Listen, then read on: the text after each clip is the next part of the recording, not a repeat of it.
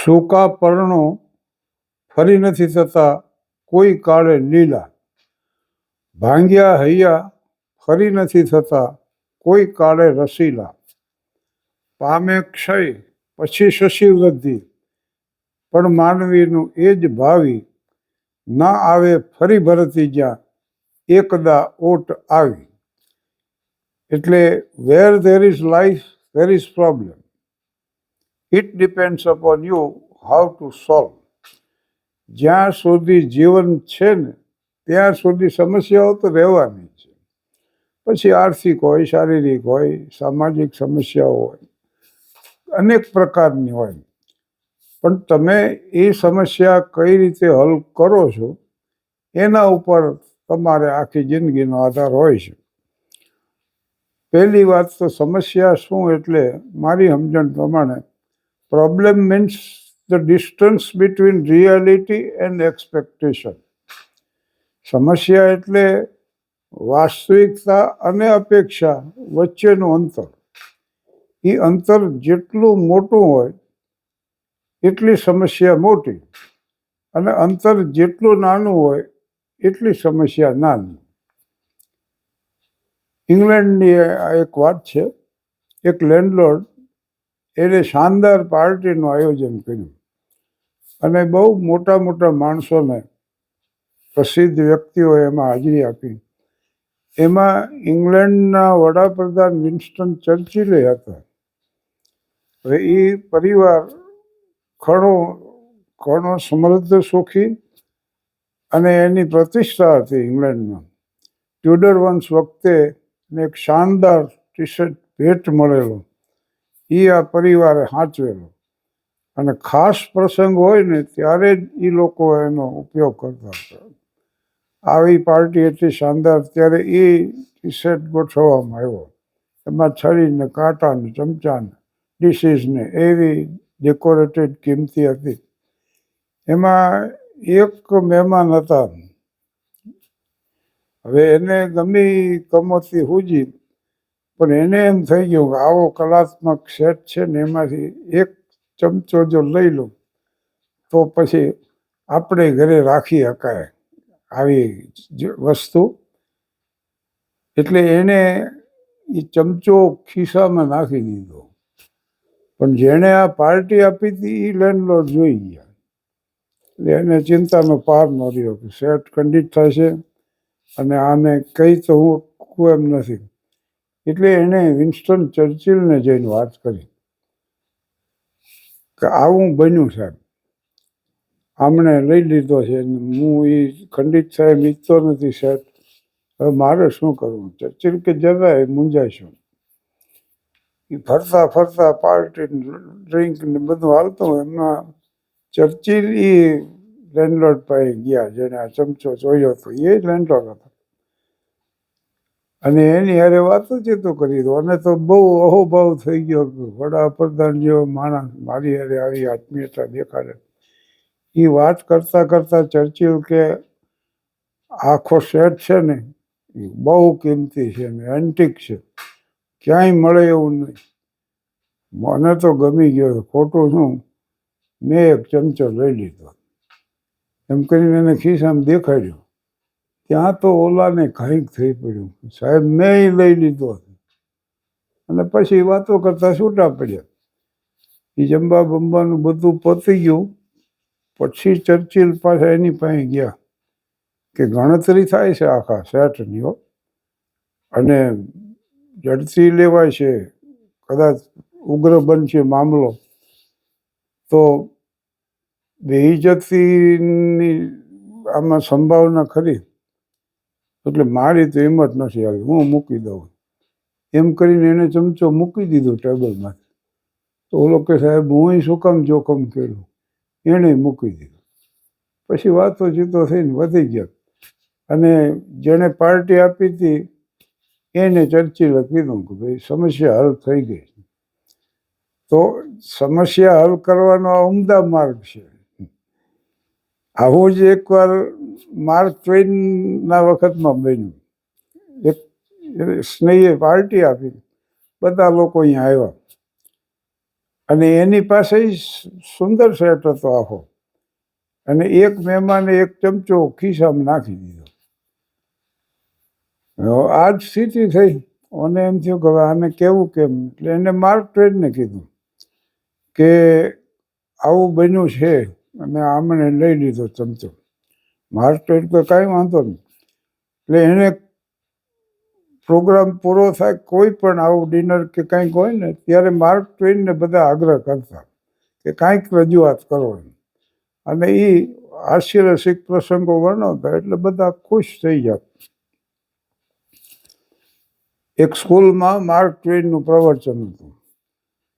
એટલે એણે કીધું કે હું આ બાળકોની ઉંમરનો નાનો હતો, અને અમારો રોડ સાઈડમાં પાસે ઘર હતું, ત્યાંથી તરબૂચના ગાડા નીકળતા, અને એમાં એકવાર મને એમ થયું કે હા, આવું તરબૂચ ઉપાડી લીધું હોય તો. એટલે હું ગાડાની પાછળ પાછળ આવ્યો અને એક તરબૂચ ઉપાડી લીધું અને લઈ આવ્યો. અને આવો મને વિચાર આવ્યો ને મેં તો તરબૂચ લઈ લીધું. પણ થોડીક વાર થઈને ત્યાં હું ગાર્ડનની પાછળ આવેલો તરબૂચ લઈ. ત્યાં તો બધા ખુશ થઈ ગયા કે આટલી બાલ્યકાળમાં કેવી ઉમદા, મૂકી દઉં પાછું. એટલે માર્ક ટ્વેન કે હું પાછળ આવેલો અને એ ગાડામાં તરબૂચ મૂકીને મોટું ઉપાડી લીધું, ઓલું નાનકડું હતું. આવા પ્રસંગો એ રજૂ કરતા.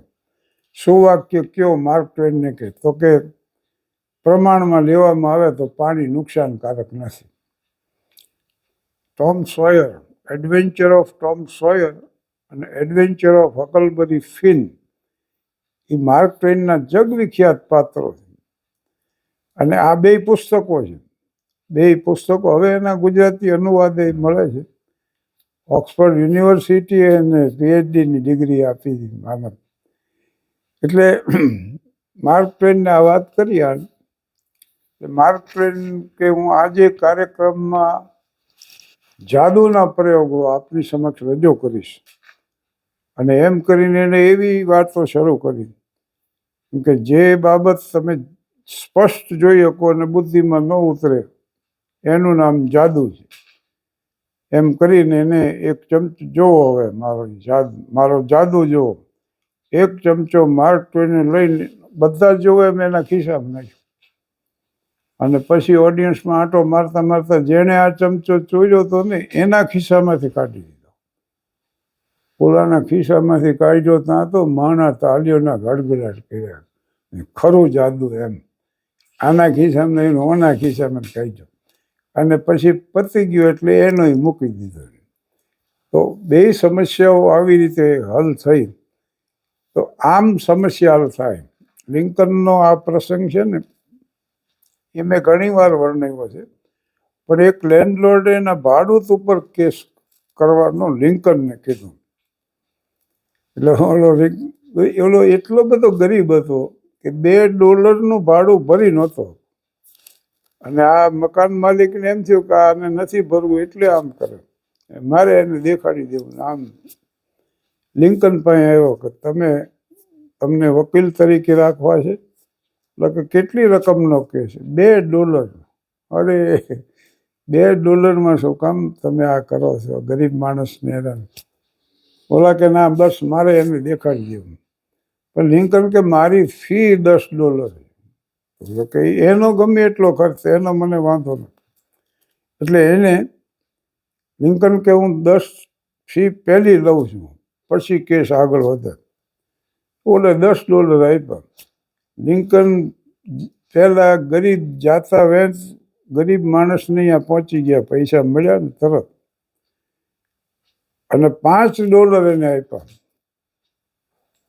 કે આ તારે $2.5 જ કેસ હતો, $2.5 દેવાના એને કંઈક થતા કે પહેલી જ મુદતમાં તું $2.5 ભરી દે, $2.5 તું રાખજે, અને $5 એને વકીલાતની ફી ના રાખ્યા. સમસ્યા કઈ રીતે હલ થઈ? મકાન માલિક જે હતો ને એને $2.5 મળી ગયા. જો ઓલા ગરીબ માણસને દેણું ભરી ગયું, ઉપરાંત $2.5 મળ્યા. અને લિંકનને પાછા વકીલાતના $5 મળ્યા. તો આ પ્રમાણે સમસ્યા હલ થઈ જવી જોઈએ. આ ઇંગ્લેન્ડમાં બને કે અમેરિકામાં આવા બને એવું કંઈ નથી. આપણે અકબરનું શાસન હતું અને બિરબલની વાત હતી. મહેશદાસ એનું નામ હતું, પણ અકબરના 9 રત્નોમાં એની ગણના સાધી. તોડરમલ ને અબુલ ફઝલ ને ફૈજી ને અજીઝ કોકા, બિરબલ ને મિયાં તાનસેન ને આ બધા 9 રત્નો એના હતા. હવે દિલ્હીમાં બન્યું એવું કે સિદ્ધસેન શ્રીવાસ્તવ અને મનોહર એક મનોહર હતા, મનોહર જોશી. તો એને એ 2 મિત્રો હતા ખરેખર, મનોહરભાઈ ને સિદ્ધસેન. વર્ષો સુધીના સંબંધો. એમાં સિદ્ધસેનને યાત્રાએ જવાનું હતું આખું કુટુંબ લઈને. એટલે એનું મકાન હતું, ફર્નિચર હતું, એમાં જે વધારાની રકમ હતી ને પૈસાના હાથે ઘરેણું એવું બધું મિત્રને સુપરત કર્યું. તો મનોહર તું સાચવજે, અમે જઈને આવી પછી સંભાળી લઈએ, કાંઈ વાંધો નહીં. ઓલા લોકો તો જતા રહ્યા, પણ આભૂષણો જોયા ને પૈસા જોયા, આ મિત્રની દાનત બગડી. એણે આ તમામ જે હતું ને એ ઘર ભેગું કરી દીધું. થોડુંક ફર્નિચર એવું જ રહેવા દીધું. ઓલો આવીને જ્યાં જોવે તો આ રકમ નહીં, દાગીના નહીં. કીધું આનું શું થયું? તો કે જે સુપ્રત કર્યું એ તને અમે સોંપીશ. અરે ભલા માણસ, તારા વિશ્વાસે હું ગયો તો, આપણે મિત્રો આટલા વર્ષ. પણ ઓળો કે ના, એ તો તે જે આપ્યું હતું એ તો હું લઈ લે પાછું, બીજી રવા દે કાંઈ. ઓલો મૂંઝાઈ ગયો. એ બિરબલ પાસે ગયો અને એણે કીધું સિદ્ધસેને કે આ મારો મિત્ર ને આવું થયું છે. બોલો, હું જેટલું એને સુપ્રત કરી ગયો તો એમાંથી બધું એને સાફ કરી નાખ્યું. હવે આમ કહે છે મને. બિરબલ કે કાંઈ લખત ખત, કોઈ સાક્ષી પુરાવા તમારી આ વાતચીત થઈ ત્યારે? કોઈ નહીં, મિત્ર જ મારો હતો. પછી આમાં એવી મને જરૂર નથી લાગી. કાંઈ વાંધો નહીં. એ વાતને 2-4 દી થયા ને, બિરબલે ઓને બોલાવ્યો,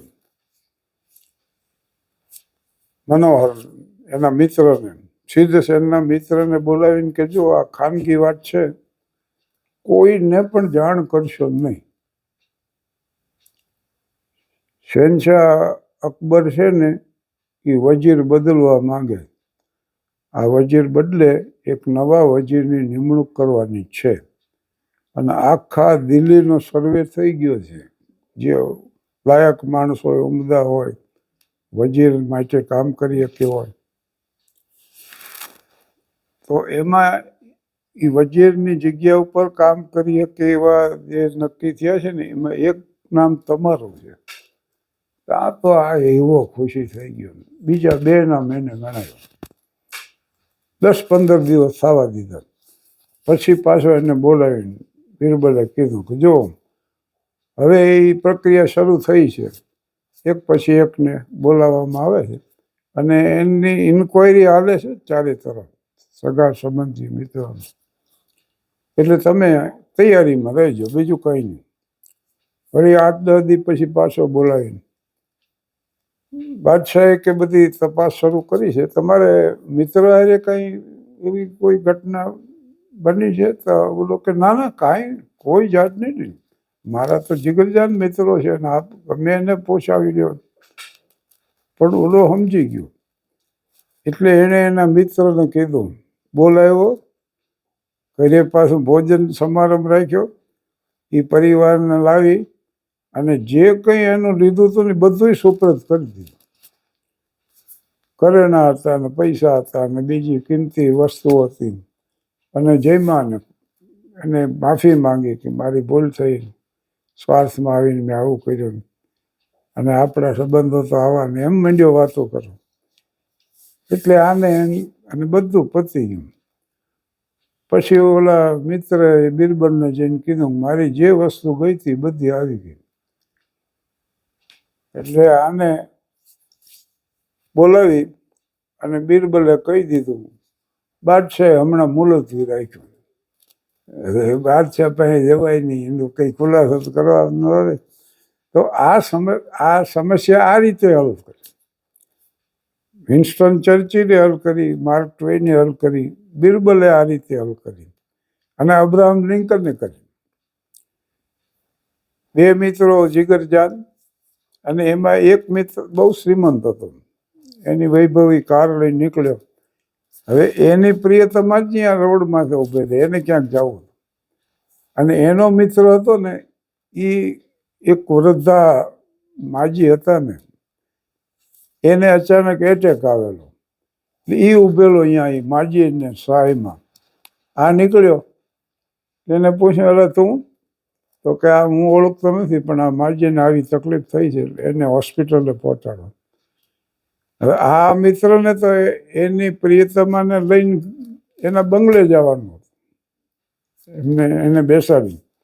તો આવું બનાવ બન્યો એટલે તરત એ ઉતરી ગયો મોટરમાં નીચે. આ મોટરને તું ડ્રાઇવિંગ કરી લઈ જા માજીને, અને એ ટેક્સી કરીને કરે. સમસ્યા તો હલ થઈ ગઈ. પણ વિપરીત ઉદાહરણ જોવા હોય તો એક પાંજરાપોળ, એની પાસેથી વરરાજાના ફુલેકા નીકળે, એ રસ્તો હતો. અને ત્યાં એક ફુલેકું આવ્યું.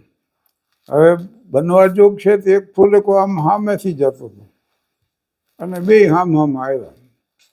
એટલે ઓલા લોકોએ કીધું કે ભાઈ તમે રસ્તો આપી દો. તો કે એમ રસ્તા ન મળે, તમે ખસી જાઓ અહીંયાથી. અરે તમે રસ્તો આપો ને, ઓલા કે તમે આપો. એટલે કે ખબર છે 3 દીથી પૈસાવાળા થયા છો, કે તમારો બાપ પગી હતો ને, ઓલા કે તમારા બાપ ચોકડી ખોલતા ને. એ થઈ રકજક ભાઈ. અને હામાં તરવારીઓ કાઢીને કોઈ વળી બીજા સાધનો લઈ આવ્યા, દંડા નાન છે. વરરાજા ઉતર્યા હેઠા, અને ધીંગાણું એવું થયું.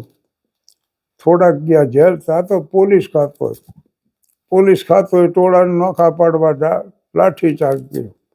એટલે થોડાક હોસ્પિટલમાં ગયા, થોડાકને જેલ ભેગા કર્યા, થોડાક દવાખાનામાં દાખલા મૂકીને કરી દીધા હોસ્પિટલ. અને આ રીતે આ પ્રશ્ન ઊભો થયો. એક સમસ્યા હલ કરવામાં આટલી સમસ્યા ઊભી થઈ. પણ એ પહેલું વિશ્વયુદ્ધ થયું. વિલ્હેમ કૈઝર તો અઢળક સંપત્તિ લઈને નેધરલેન્ડ ભાગી ગયો, જર્મનીનો સમ્રાટ.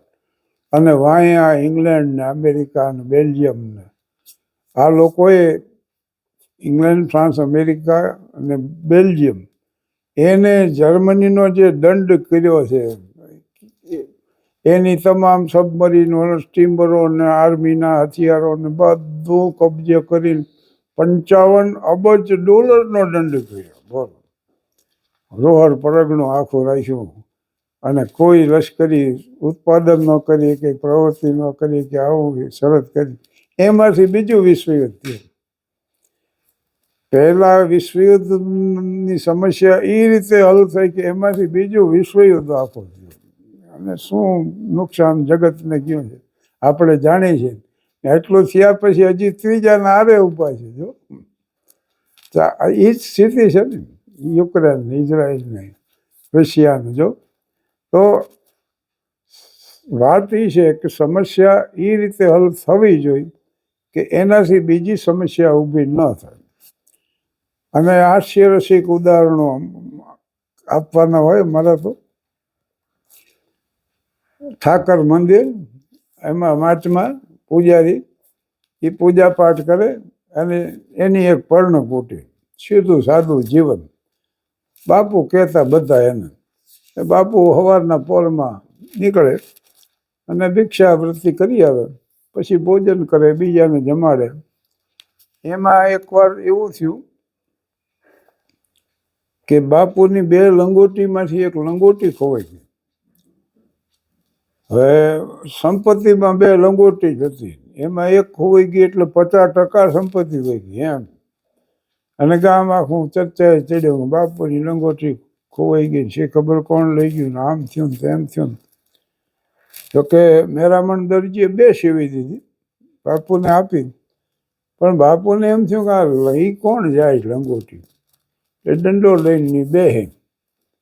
એમાં રાતે ગમે એ થયું, એકવાર એક ઉંદર આવ્યો અને એની લંગોટી ખેંચીને જતો રહ્યો. પછી એને ખબર પડી કે ઉંદરે કર્યું આ. એટલે ગામમાં ખબર પડી ગઈ બાપુની લંગોટી ચોરાણી બીજું કોઈ નહીં પણ એક ઉંદર લઈ ગયો.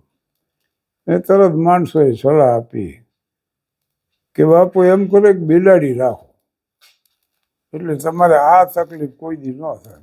એટલે બાપુએ રાખી બિલાડી. હવે બિલાડીને પાછું દૂધ પાવું પડે, એટલે ભિક્ષા માંગવા નીકળે ત્યારે પાછો લોટો લઈને નીકળે કે બિલ્લી કે લીએ દૂધ દેના. એટલે માણસો મીડિયા દૂધ દેવા. થોડાક દી હાલ્યું, વળી કોકે સલાહ આપી કે એના કરતા બાપુ એક ગાય રાખી લ્યો ને, એટલે તમારે દૂધ દહીં છાશ માખણ વાંધો ન આવે, કોઈ અભ્યાગત આવે એને જમાડી શકાય સારી રીતે. એટલે બાપુએ રાખી ગાય. હવે ગાયને પાછું વાસીદું વાળવું ને એને ખાણ આપવું ને એ બધી તકલીફ શરૂ થઈ. પછી એમાં કુંભનો મેળો ભરાણો અને બાપુ ગયા મેળામાં. પણ આવ્યા ત્યારે રામકીજીના હારે લેતા આવ્યા. કેમ કે ગાય છે તો એની સંભાળ રાખવા માટે કોક તો જોઈશે જ. અને ધામધૂમથી પછી બાપુના લગ્ન કરાવી દીધા ગામે, અને દેવના ચક્કર જેવા 2 બાળકો જન્મ્યા. હવે એક ખાલી લંગોટી ખોવાણીને એમાં આખો સંસાર શરૂ થઈ ગયો. આ ફુલેકામાં એક ફુલેકા હામ આવ્યા એનું આ પરિણામ આવ્યું. એ જ જગ્યાને એ જ ઠેકાણે 2 ફુલેકા એકવાર પાછા હામ આવ્યા. ઓલા કે તમે ખસી જાઓ, આવડા કે તમે ખસી જાઓ, અમે જગ્યા ન આપી, ઓલા કે અમે ન આપી. પણ ડાયા માણસો હતા 2 સાઈડમાં. એ કે ઉભા રહ્યો, આ પાંજરાપોળ છે અને આ ઠેકાણે આપણે આ સમસ્યા ઊભી થઈ, બરાબર. આ પાંજરાપોળને જે વધુ દાન આપે એ મોટો ભાઈ, ઓછું આપે એ નાનો ભાઈ. મોટા ભાઈને નાના ભાઈએ જગ્યા આપી દીધી. પોલે નીકળી જાય. એટલે 500 ને 1000 ને 1200 ને 1500 5000 7000 10,000 છેલ્લે 11,000 ડોનેશન પત્યું. એ પૂરું થયું.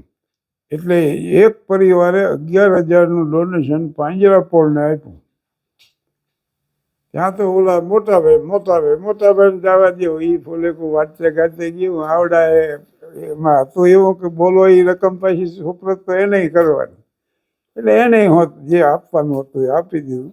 અને 2 ફુલેકા શાંતિથી પસાર થઈ ગયા. 2 સુખ શાંતિ, ન કોઈને જેલ નહીં, હોસ્પિટલ નહીં, કેસ કબીલા. અને પાંજરાપોળને એટલું દાન મળ્યું જો. તો આમ નહીં સમસ્યા હલ થઈ શકે. ઘણી વાર છે ને કજિયા માણસ કરતા હોય ને એ સારા લાગે.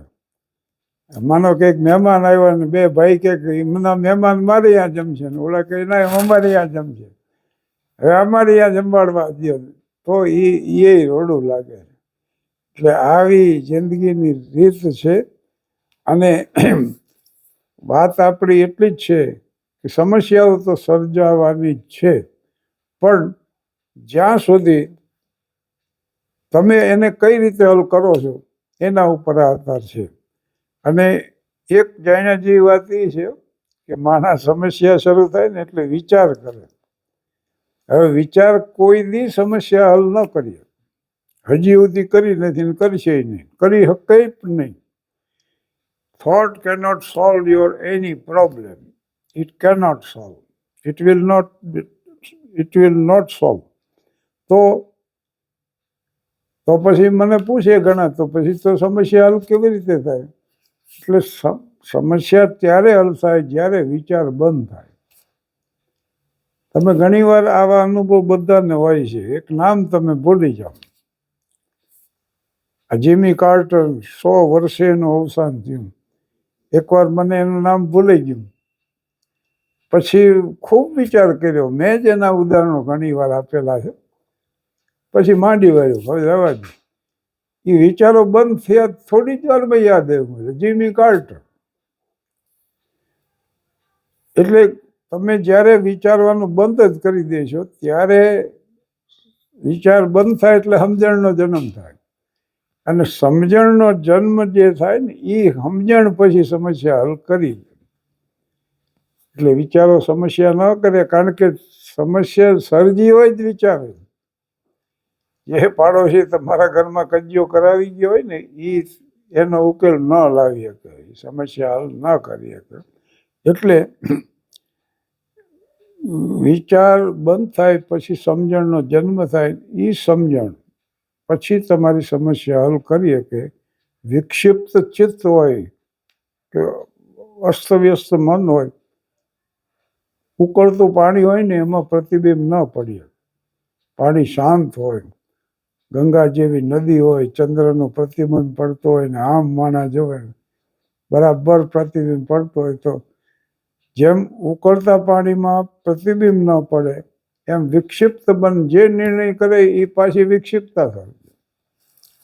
એટલે આ નવા વર્ષની શુભેચ્છામાં એક શુભેચ્છા વધુ એ કે સ્વસ્થ ચિત્તે માણસ એ રીતે સમસ્યા હલ કરે કે જેથી બીજી સમસ્યા ઊભી ન થાય.